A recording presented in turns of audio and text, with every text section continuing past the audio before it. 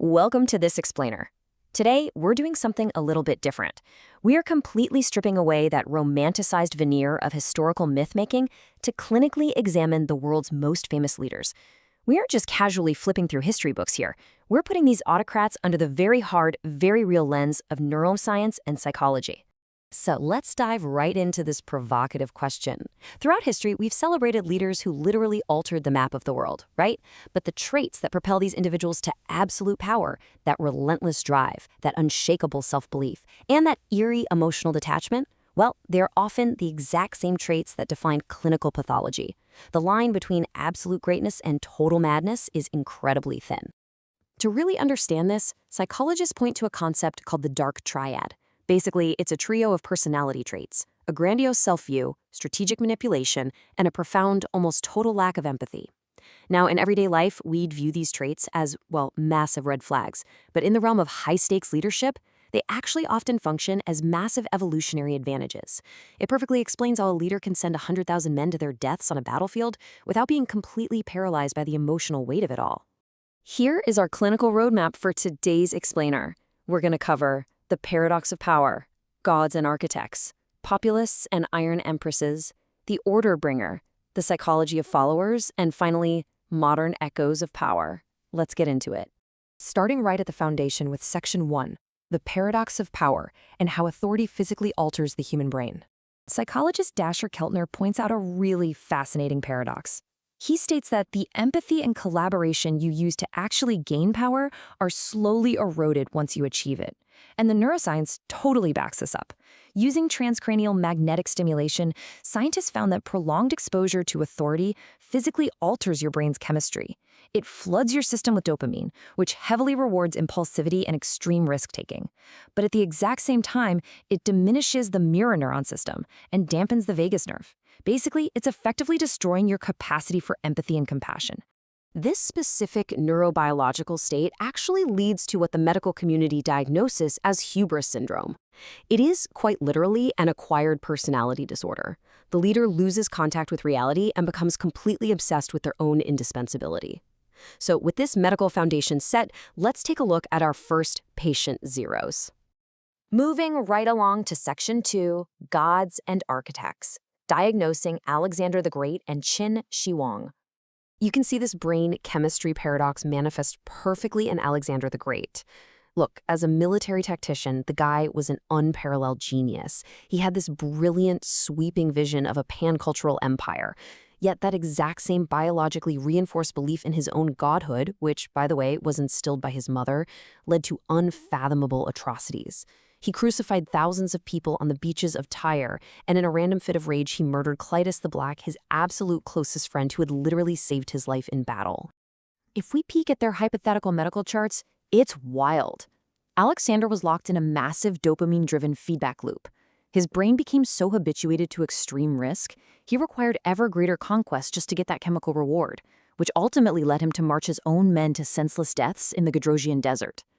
Then we have Qin Shi Huang, China's first emperor, an absolute brilliant architect of eternity who unified the written script and built the Great Wall. But because he survived multiple assassinations, his brain's threat detection center, the amygdala, was in a constant state of hyperarousal. Driven by the sheer terror of his own death, he actually ingested mercury pills as an elixir of life. Spoiler alert, heavy metals and central nervous systems do not mix. His descent into extreme tyranny was actually profoundly physiological.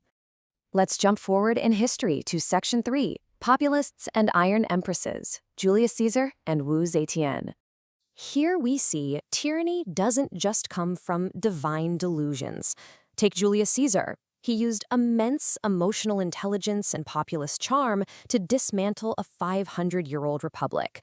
He gave land to the poor, he created the calendar we literally still use today. But to achieve that vision, he committed the genocide of 1 million Gauls and plunged Rome into civil war just to protect his own personal pride. Neurologically, Caesar suffered from a massive savior complex, a deep-seated belief that only he could save Rome, giving him the moral justification for extreme violence.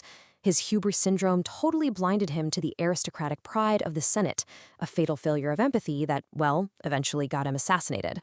Similarly, we have Wu Zetian, China's only orthodox female sovereign. Her genius was expanding a meritocracy that elevated scholars from the lower classes, sparking an entire golden age. But her tyranny included secret police, mass purges, and incredibly ruthless political maneuvering. Psychologists actually view her through the lens of adaptive psychopathy. You see, in the hyper-lethal, intensely patriarchal environment of the imperial court, empathy was a flat-out liability.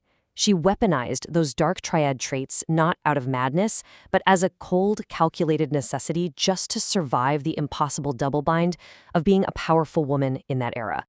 Now, let's jump ahead to the 19th century with Section 4, the Order Bringer, Napoleon Bonaparte's megalomania.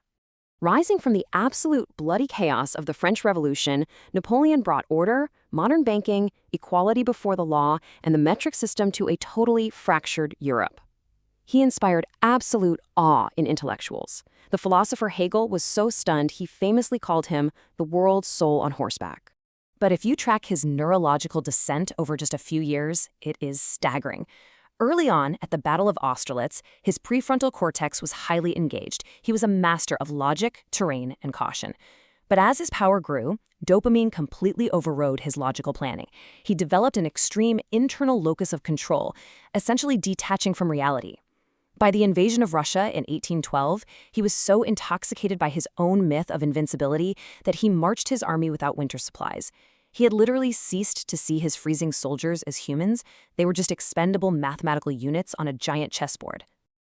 This brings us to a really uncomfortable truth in Section 5, the psychology of followers. Why on earth do we crave autocrats? The crucial point here is that it's intellectually dishonest to just diagnose these leaders without turning that clinical lens right back onto the people who enabled them. A leader cannot become a tyrant in a vacuum, right? Tyranny requires compliance. Evolutionary psychology points to something called the authoritarian dynamic. When there is a crisis, our human brains undergo a collective shift. The amygdalas of a populace are activated by fear, whether it's a chaotic Roman street gang or the French Reign of Terror. In response, human beings develop this desperate, deep craving for certainty, order, and strength. And these genius leaders brilliantly recognized this biological need.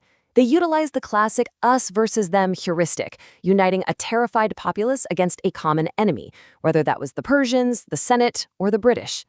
The real tragedy is that the very traits we select for in a crisis, like dominance and ruthlessness, inevitably morph into tyranny once the crisis passes. The populace willingly trades their freedom for a savior, only to wake up one day and realize their empowered savior has actually become their jailer. As we bring this explainer into modernity with Section 6, Modern Echoes of Power, the Boardroom and Silicon Valley, we really have to realize that while the absolute political monarch might be rare today, the psychological archetype is absolutely thriving. You don't have to look far. Just look at the modern boardroom. Consider Steve Jobs. His revolutionary genius was completely inseparable from a tyrannical management style and a profound lack of emotional empathy. His team called it the reality distortion field, an almost pathological refusal to accept limitations that drove his teams to achieve the impossible, sure, but also inflicted severe psychological distress on them. The neuroscience behind leading a phalanx into Persia and leading a tech company to $1 trillion valuation, it remains exactly the same. Elevated status dampens the vagus nerve and decreases mirror neuron activity all the same. Which brings us to our final thoughts. Power is the ultimate amplifier of human nature. It doesn't necessarily corrupt, rather, it reveals.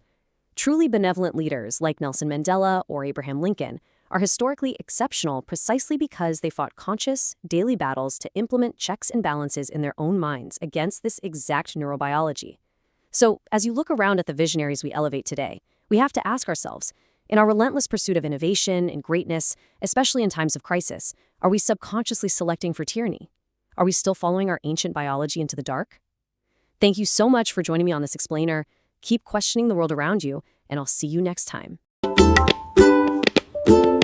Please like and subscribe.